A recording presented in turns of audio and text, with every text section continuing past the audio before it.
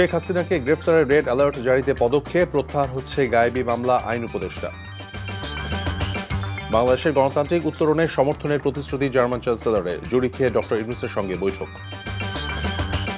ন্যূনতম সংস্কার শেষে নির্বাচন চায় বিএনপি, অতি বিপ্লবী হয়ে নৈরাজ্য সৃষ্টি ঠিক হবে না, মির্জা ফখরুলের সতর্কতা। যুক্তরাষ্ট্রের জন্মসূত্রে নাগরিকত্ব বাতিল, বিশ্ব স্বাস্থ্য সংস্থা থেকে বের হওয়ার সিদ্ধান্ত ট্রাম্পের।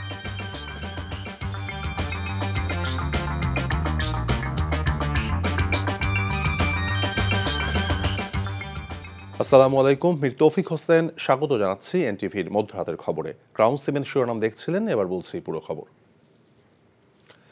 শেখ হাসিনাকে দেশে ফেরাতে ইন্টারপোলের মাধ্যমে রেড অ্যালার্ট জারির লক্ষ্যে ব্যবস্থা নেওয়া হয়েছে বলে জানিয়েছেন আইন উপদেষ্টা ডক্টর আসিফ নজরুল। মঙ্গলবার বিকালে সচিবালয়ে আয়োজিত সংবাদ সম্মেলনে তিনি কথা বলেন। এছাড়া আগামী 6 মাসের মধ্যে আইনগত সব সংস্কার করা হবে বলেও জানান উপদেষ্টা। আর ফ্যাসিস্ট আমলে হওয়া মুক্তমত প্রকাশ সংশ্লিষ্ট সাইবার সিকিউরিটি আইনে হওয়া সব মামলা আগামী 2 সপ্তাহের মধ্যে এবং গায়েবী মামলা ফেব্রুয়ারির মধ্যে প্রত্যাহার হবে বলে জানান তিনি। রিপোর্ট করছেন রকনউদ্দিন।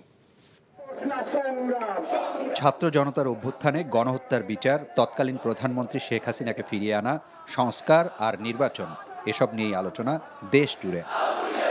মঙ্গলবার সচিবালয়ে আয়োজিত সংবাদ সম্মেলনে তা নিয়েই প্রশ্ন ছিল আইন উপদেষ্টার কাছে। জবাবে বিচারের সাথে নির্বাচনের কোনো সম্পর্ক নেই বলে জানান তিনি। নির্বাচনের সাথে বিচারের কোনো রকম বিরোধ নাই, বিচারের গতি নিয়ে আমরা যথেষ্ট সন্তুষ্ট এবং এখানে আমি যেটুকু মনে করি যে আগামী হয়তো 2-1 মাসের মধ্যে আপনারা দেখবেন ঘন ঘন শুনানির ডেট পড়ছে। আমাদের এমনও প্ল্যান আছে, আমরা আন্তর্জাতিক অপরাধ আদালতের দ্বিতীয় শাখা, যেটা সেকেন্ড আরেকটা আদালত গঠন করব। উচ্চ আদালতে বিচারক নিয়োগ হয়ে গেলে এই কাজটা আমরা করে ফেলব। ভারত যদি শেখ হাসিনাকে প্রত্যার্পণ না করে তাহলে এটা বাংলাদেশের সাথে ভারতের যে প্রত্যার্পণ চুক্তি সেটা সুস্পষ্ট লঙ্ঘন হবে।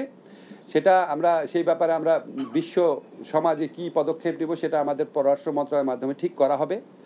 আর হচ্ছে আমরা রেড অ্যালার্ট জারি করা হয়েছে ইন্টারপোলের মাধ্যমে।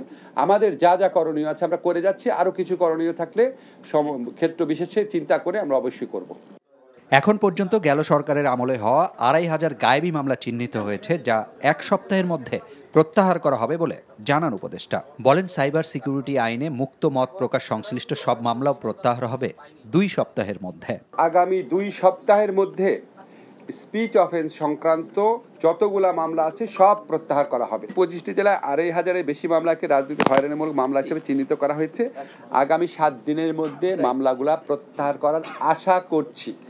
আর সকল হয়রানিমূলক গায়েবী মামলা যেটাকে আমরা আইডেন্টিফাই করতে পারবো সেটা ফেব্রুয়ারি মাসের মধ্যে আমরা প্রত্যাহার করার আশা করছি। সুপ্রিম কোর্টের বিচারক নিয়োগ অধ্যাদেশ 2025-এর প্রজ্ঞাপন হয়েছে।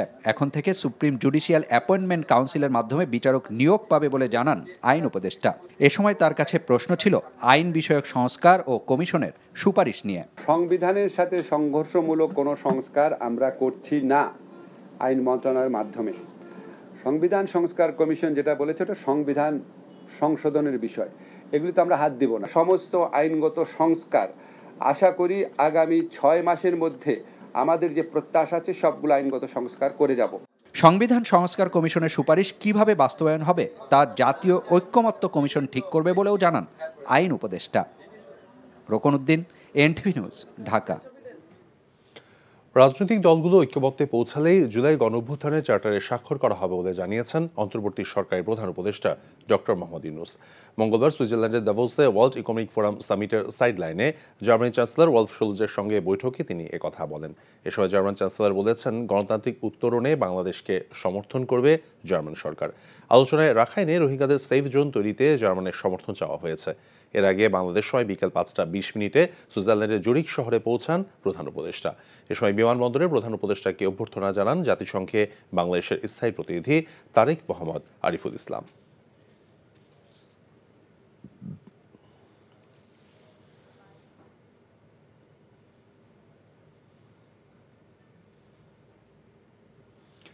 যে কোনো অনির্বাচিত সরকারের চেয়ে নির্বাচিত সরকার ভালো মন্তব্য করে বিএনপি মহাসচিব মির্জা ফখরুল ইসলাম আলমগীর ন্যূনতম সংস্কার করে নির্বাচন দেওয়ার আহ্বান জানান। তিনি সাবধান করেন, দেশের এমন রাজনৈতিক পরিস্থিতিতে কোনো হঠকারিতা করা যাবে না, আর অতি বিপ্লবী হয়ে সমাজে নৈরাজ্য সৃষ্টি করে এমন কিছু করা ঠিকও হবে না। বিস্তারিত ইফতেখার রেজার রিপোর্টে। জাতীয় প্রেস ক্লাবে শহীদ প্রেসিডেন্ট জিয়াউর রহমানের ৮৯তম জন্মবার্ষিকী ও জিয়া স্মৃতি পাঠাগারের ১২তম প্রতিষ্ঠা বার্ষিকী উপলক্ষে আয়োজন করা হয় গ্রন্থ আড্ডার। আড্ডায় অংশ নেন বিএনপি মহাসচিব মির্জা ফখরুল ইসলাম আলমগীরও। বলেন, দেশের এমন রাজনৈতিক পরিস্থিতিতে কোনো হঠকারিতা করা উচিত হবে না, আর অতি বিপ্লবী হয়ে সমাজে নৈরাজ্য সৃষ্টি করে এমন কিছু করাও ক্ষতিকর। এ সময় তিনি ন্যূনতম সংস্কার করে নির্বাচন দেওয়ারও আহ্বান জানান।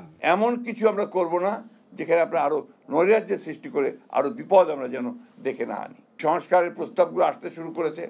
আমার বিশ্বাস যে আমাদের প্রধান উপদেষ্টা তিনি খুব শীঘ্রই এই বিষয়গুলো ডাকবেন, একটা সমাধানের দিকে আসবেন, আলোচনা হবে, ঐক্যমতের ভিত্তিতে আমরা একটা জায়গায় গিয়ে পৌঁছাবো। নির্বাচনটার কথা এই জন্যই তাড়াতাড়ি বলি যে নির্বাচনটা হলে এই সমস্যাগুলো চলে যাবে। এখানে আপনার একটা নির্বাচিত সরকার, সে একটা পিপলস ম্যান্ডেট নিয়ে বসবে। এরা তো এখন বসতে পারেনি, ওদের মধ্যে সেই যে কনফিডেন্স, সেই কনফিডেন্সটা তো নাই। এই জন্যই আর পিপলের ভাষাটা তো বুঝতে হবে, সেটা আপনার নির্বাচিত সরকারই সবচেয়ে ভালো বুঝবে বলে আমরা বিশ্বাস করি। বর্তমানে শিক্ষা ব্যবস্থায় এক ধরনের উন্মাদনা চলছে মন্তব্য করে শিক্ষাক্ষেত্রে সংস্কারে কেউ দৃষ্টি দিচ্ছে না অভিযোগ করেন বিএনপি মহাসচিব। আজকে এই সরকার সংস্কারের কমিশন অনেকগুলো গঠন করেছে, কিন্তু শিক্ষা সংস্কারের কোনো কমিশন হয়নি, যেটা সবচেয়ে আগে প্রয়োজন ছিল, যেটা আমি মনে করি যে এটা সবচেয়ে আগে দরকার ছিল। গোটা প্রবলেমগুলোর মূলে ওই জায়গাটাই। গ্রন্থ আড্ডায় উপস্থিত হয়ে অতিথিরা জিয়াউর রহমানের বীরত্ব ও দুর্নীতিমুক্ত শাসক হিসেবে দেশ পরিচালনার স্মৃতি তুলে ধরেন। বলেন, জিয়াউর রহমানকে ধারণ করা গেলে রাজনীতিতে আমূল পরিবর্তন সম্ভব। আমরা যদি জিয়াকে মনে প্রাণে ধারণ করতে পারি তাহলে রাজনীতিতে একটা আমূল পরিবর্তন আনা সম্ভব হবে। Iftekhar Reza, NTV news, Dhaka. নির্বাচন অঙ্গনকে রাজনৈতিক দুর্বৃত্তায়ন থেকে রক্ষা করার বিষয়টি বিবেচনা করেই সুপারিশ করেছে নির্বাচন সংস্কার কমিশন। মঙ্গলবার রাজধানীর আগারগাঁয় নির্বাচন ভবনে এক আলোচনায় একথা জানান সংস্কার কমিশনের প্রধান ডক্টর বদিউল আলম মজুমদার। নির্বাচন কমিশন রিপোর্টারদের সংগঠন reporters forum for election commission and democracy আয়োজিত আলোচনা সভায় তিনি আরও জানান, সংস্কার প্রতিবেদন নিয়ে এখনও কোনো নেতিবাচক মন্তব্য পায়নি কমিশন। আওয়ামী লীগের নির্বাচনে অংশ নেওয়ার সুযোগ প্রসঙ্গে তিনি বলেন, কাউকে নির্বাচন থেকে দূরে রাখা উদ্দেশ্য নয়, তবে যারা জুলাই আগস্ট হত্যাকাণ্ডে জড়িত জনগণই চায় না তারা ক্ষমতায় আসুক। আওয়ামী লীগকে নিষিদ্ধ করার সিদ্ধান্ত নেবে নির্বাচন কমিশন।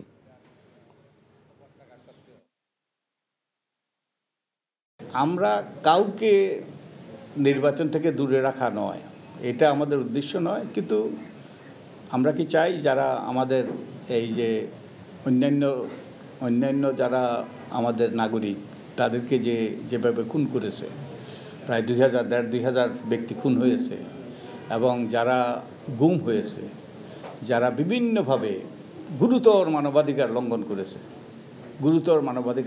আমরা কি চাই তারা আবার এসে আমাদের রাষ্ট্র পরিচালনা করুক? আমি তো মনে করি অধিকাংশ জনগণে চায় না। জামায়াতে ইসলামের আমির ডক্টর শফিকুর রহমান বলেছেন, দেশকে বিভক্তকারী দল আওয়ামী লীগ ও গণহত্যাকারী প্রত্যেকের আগে বিচার হতে হবে, তারপরে সিদ্ধান্ত হবে ফ্যাসিবাদরা নির্বাচন করতে পারবে কি না। তিনি বলেন, সব অন্যায়ের বিরুদ্ধে যুদ্ধ শুরু হয়েছে, এ যুদ্ধ চলবে। আগামীতে মানবিক বাংলাদেশ গড়ার প্রত্যয় ব্যক্ত করেন জামায়াত আমির। বরিশালে দলের কর্মী সভায় তিনি এসব কথা বলেন। গোবিন্দ সাহার ক্যামেরায় আক্তার ফারুক শাহিনের পাঠানো রিপোর্ট।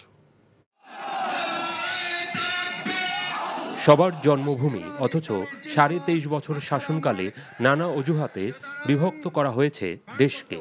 বিচার হতে হবে আওয়ামী লীগ ও গণহত্যাকারীদের। মঙ্গলবার বিকেলে বরিশাল হেমায়েতুদ্দিন ঈদগাহ ময়দানে জেলা ও মহানগর জামায়াতের কর্মী সমাবেশে প্রধান অতিথির বক্তব্যে একথা বলেন জামায়াত আমির ডক্টর শফিকুর রহমান। আমরা বলি আগে গণহত্যার বিচারটা হোক, ক্ষতিগ্রস্ত লোকেরা আগে তাদের ইনসাফটা পাক, তারপরে তারাই রায় দিবে যে ওনারা এই দেশে রাজনীতি করার অধিকার রাখেন কিনা। রাজনীতির নাম যদি গণহত্যা হয় তাহলে এমন দল বাংলাদেশের জনগণ বরদাস্ত করবে না। জামায়াত আমির বলেন, যুদ্ধ কেবল শুরু, সব আগাছা পরিষ্কার না হওয়া পর্যন্ত এ যুদ্ধ চলবে। শেষ আন্দোলনটি রাজনৈতিক নয়, ছিল অধিকার আদায়ের আন্দোলন। আওয়ামী লীগকে রাক্ষসের দল এবং গণহত্যাকারী সিন্ডিকেট বলে আখ্যা দেন ডক্টর শফিকুর রহমান। একটা দল এবং একজন ব্যক্তির রাক্ষসে মানসিকতার কারণে হয়েছে। তারা ক্ষমতার রাক্ষস, তারা অর্থের রাক্ষস, তারা দাম্ভিক ছিলেন। আওয়ামী লীগ প্রমাণ করেছে তারা কোনো রাজনৈতিক দল নয়, বরঞ্চ গণহত্যাকারী একটা সিন্ডিকেট। শহীদদের জাতীয় বীরের মর্যাদা দেওয়ার দাবি জানান জামায়াত আমির।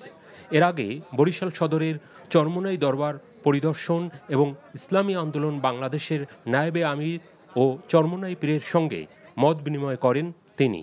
পরে সংবাদ সম্মেলনে প্রয়োজনীয় সংস্কারের পর জাতীয় নির্বাচনের দাবি জানানো হয়। NTV news desk. জয়পুরহাটের পাঁচবিবি সীমান্তে বিজিবির বাধার মুখে ভারতীয় সীমান্তরক্ষী বাহিনী বিএসএফ এর কাঁটাতারের বেড়া দেওয়ার চেষ্টা ব্যর্থ হয়েছে। এলাকাবাসী জানায়, মঙ্গলবার সকাল 8টার দিকে ভারতীয় চকগোপাল ক্যাম্পের বিএসএফ সদস্যরা বাংলাদেশ অংশের 20 বিজিবি হাটখোলা বিওপির আওতাধীন পূর্ব উচনা গ্রামের 0 পয়েন্ট থেকে 25 থেকে 30 গজ দূরে ভারতীয় অংশে কাঁটাতারের বেড়া নির্মাণের কাজ শুরু করে। এই ঘটনা জানতে পেরে হাটখোলা বিওপির বিজিবি সদস্যদের বাধার মুখে বিএসএফ বেড়া নির্মাণ সামগ্রী নিয়ে সেখান থেকে চলে যেতে বাধ্য হয়। জয়পুরহাট 20 বিজিবি ব্যাটালিয়ন অধিনায়ক লেফটেন্যান্ট কর্নেল নাহিদ নেওয়াজ জানান, আন্তর্জাতিক আইন লঙ্ঘন করে বিএসএফ সদস্যরা কাঁটাতারের বেড়া নির্মাণের চেষ্টা করে। এ সময় বিজিবির সদস্যরা বাধা দেন। বিকেলে দুই দেশের সীমান্তরক্ষী বাহিনীর কর্মকর্তাদের মধ্যে পতাকা বৈঠক অনুষ্ঠিত হয়েছে। বৈঠকে কাঁটাতারের বেড়া শীঘ্রই অপসারণের আশ্বাস দেওয়া হয়েছে বলে জানিয়েছে বিজিবি। পুলিশের সাবেক মহাপরিদর্শক বেনজির আহমেদের বিরুদ্ধে বিপুল কর ফাঁকির সুনির্দিষ্ট অভিযোগের প্রমাণ পেয়েছে এনবিআরের গোয়েন্দা সংস্থা সেন্ট্রাল ইন্টেলিজেন্স সেল। তার সম্পত্তির সাথে তথ্য বিবরণীর কোনো মিল নেই বলে জানান সিআইসির উপপরিচালক শাহ মোহাম্মদ ফজলে এলাহি। যাচাই বাছাই, তদন্ত এবং তল্লাশি শেষে আয়কর আইন অনুযায়ী বেনজিরের বিরুদ্ধে ব্যবস্থা নেওয়া হবে। রনি রায়হানের ক্যামেরায় নিয়ামুল আজিজ সাদিকের রিপোর্ট। 621 বিঘার উপরে সুবিস্তৃত বিলাসবহুল সাভানা ইকো রিসোর্ট ও ন্যাচারাল পার্ক ক্ষমতার অপব্যবহার করে সুবিশাল সাম্রাজ্য গড়ে তুলেছিলেন পুলিশের সাবেক মহাপরিদর্শক। প্রথম দিন দুদক আসছিলেন, তারপর হচ্ছে যেহেতু পুকুর আছেন, মৎস্য ডিওফো স্যার আসছিলেন, এগ্রিকালচার ডিপার্টমেন্ট আছে যেহেতু এগ্রিকালচার ডিডি স্যার আসছিলেন। অভিযোগ আছে স্থানীয় বাসিন্দাদের জমি দখল করে 14টি কটেজ, 20টি পুকুর ও শিশু পার্ক স্থাপিত হয়েছিল সেখানে। জাতীয় রাজস্ব বোর্ডের গোয়েন্দা সংস্থার 15 সদস্যের প্রতিনিধি দল রাজস্ব ফাঁকির বিষয়ে সরেজমিন দেখতে সাভানা রিসোর্টে ঘুরে দেখেন। অফিসের নথিপত্র যাচাই বাছাই করে বিপুল অঙ্কের রাজস্ব ফাঁকির প্রমাণ পান। আমরা দেখেছি যে কি পরিমাণ তথ্য আয়কর নথিতে দেখানো হয়েছে, কি পরিমাণ তথ্য দেখানো হয়নি, সেই তথ্যটুকুই আমরা এখানে ভেরিফাই করেছি এবং যেটুকু আমাদের ডকুমেন্ট হস্তগত হয়েছে বা ইনফরমেশন, সেটুকুর ভিত্তিতেই বলা যায় যে যথেষ্ট পরিমাণ বিশাল অঙ্কেরই কর ফাঁকির তথ্য আছে। প্রয়োজন বোধ করি আমরা মামলার দিকে যেতে পারবো। তবে এখন আমাদের মূল উদ্দেশ্য হচ্ছে কর ফাঁকিটা স্ট্যাবলিশ করা এবং সেটার জন্য যথেষ্ট পরিমাণ এলিমেন্ট আমাদের হাতে আছে ইতিমধ্যে। 13ই জুন থেকে রিসোর্টটি জেলা প্রশাসক নিজেদের নিয়ন্ত্রণে নিয়ে উন্মুক্ত টেন্ডারের আহ্বান করে। বেনজিরের আরও রিসোর্ট এবং বিভিন্ন সম্পত্তির খোঁজ করতে সিআইসির অভিযান অব্যাহত থাকবে বলে জানান এই কর্মকর্তা। বিগত সরকারের আমলে সরকারি একজন কর্মকর্তা নিজের ক্ষমতার অপব্যবহার করে কিভাবে বিত্ত বৈভবের মালিক হয়েছিলেন তার প্রকৃষ্ট উদাহরণ হচ্ছে বেনজির আহমেদ, যিনি 621 বিঘা জমি অবৈধভাবে দখলই করেননি, তার উপরে এ ধরনের রিসোর্ট তৈরি করেছেন ব্যবসায়িক উদ্দেশ্যে। সরকারি অর্থ অপচয় করে এখানে সবকিছু তৈরি করা হয়েছে। ভবিষ্যতে যেন এ ধরনের ঘটনা পুনরাবৃত্তি আর না হয়, ক্ষমতা ব্যবহার করে কেউ যেন তাদের বিত্তবৈভব গড়ে না তুলতে পারে, এই বিষয়টি বন্ধ করে দেয় বর্তমান সরকারের চ্যালেঞ্জ বলে মানছেন বিশেষজ্ঞরা। Niyamul Aziz Sadiq, NTV news, Gopalganj. সাভারে সাম্প্রদায়িক সম্প্রীতি বজায় রাখতে প্রতিবেশী দেশে অপপ্রচারের বিষয়ে সনাতন সম্প্রদায়কে সতর্ক থাকার আহ্বান জানিয়েছেন বিএনপি নেতারা। মঙ্গলবার রাতে আশুলিয়ায় শুরু হওয়া হিন্দু সম্প্রদায়ের মহানাম যজ্ঞ অনুষ্ঠানে এবং অষ্টকালীন লীলা কীর্তনে যোগ দিয়ে এ আহ্বান জানান বিএনপি নেতারা। এ সময় বিএনপির ভারপ্রাপ্ত চেয়ারম্যান তারেক রহমানের পক্ষ থেকে সনাতন ধর্মাবলম্বীদের মাঝে উপহার তুলে দেন আশুলিয়া থানা বিএনপির সাধারণ সম্পাদক আব্দুল গফুর মিয়া।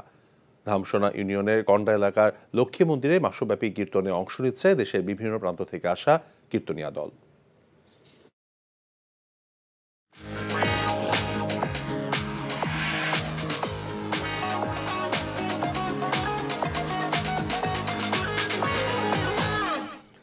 নগদ নিবেদিত অর্থনীতির খবর। বিশেষ ও এমএস এর মাধ্যমে 650 টাকার 10টি কৃষি পণ্যের প্যাকেজ দেয়া স্থগিত করার সিদ্ধান্ত নিয়েছে সরকার। ডিসেম্বরে মেয়াদ শেষ হওয়ার পর আর বাড়ানো হচ্ছে না এই কার্যক্রম। মঙ্গলবার সরকারি ক্রয় সংক্রান্ত উপদেষ্টা কমিটির সভা শেষে অর্থ উপদেষ্টা ডক্টর সালেউদ্দিন আহমেদ তথ্য জানান। গত 15 অক্টোবর ওই বিশেষ ওএমএস চালু করেছিল সরকার। 8 লাখের বেশি মানুষ এই কার্যক্রমের সরাসরি সুবিধাভোগী ছিলেন। অর্থ উপদেষ্টা সাংবাদিকদের জানান, কিছু পণ্যে ভ্যাট বাড়লেও জনজীবনে তেমন প্রভাব পড়বে না।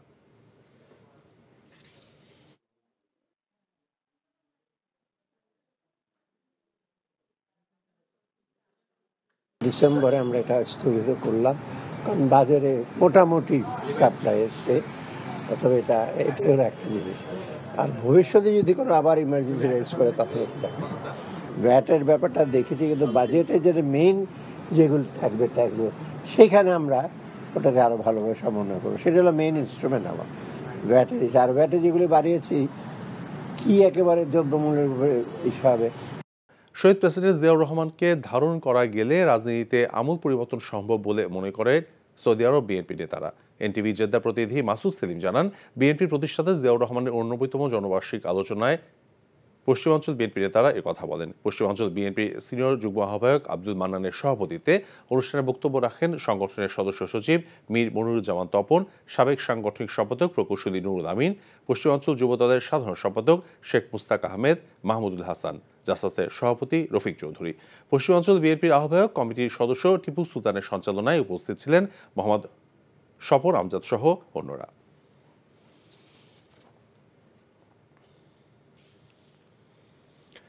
কাতারের দোহায় সমাপ্ত হয়েছে সুস্থ থাকুন প্রাকৃতিক উপায় শীর্ষক স্বাস্থ্য বিষয়ক সেমিনার। সেমিনারে সভাপতিত্ব করেন বাংলাদেশ সোশ্যাল কমিউনিটি কাতারের সভাপতি এবং কাতারস্থ বাংলাদেশ স্কুল অ্যান্ড কলেজের শিক্ষক মোহাম্মদ আব্দুর রহমান হানিফ। প্রধান আলোচক ছিলেন the centre of integrity medicine US এর consultant professor doctor Mujibul Haque. বক্তব্য দেন কাতারস্থ বাংলাদেশ স্কুল অ্যান্ড কলেজের সাবেক ভারপ্রাপ্ত অধ্যক্ষ এ.কে.এম. আমিনুল হক এবং কাতার ট্রাফিক বিভাগের কর্মকর্তা আব্দুল আলিম আজহারি। উপস্থিত ছিলেন কাতারস্থ বাংলাদেশ স্কুল অ্যান্ড কলেজের শিক্ষক রায়হান কাদের, ফরহাদ উদ্দিন, মুস্তাফিজুর রহমান সহ অন্যরা।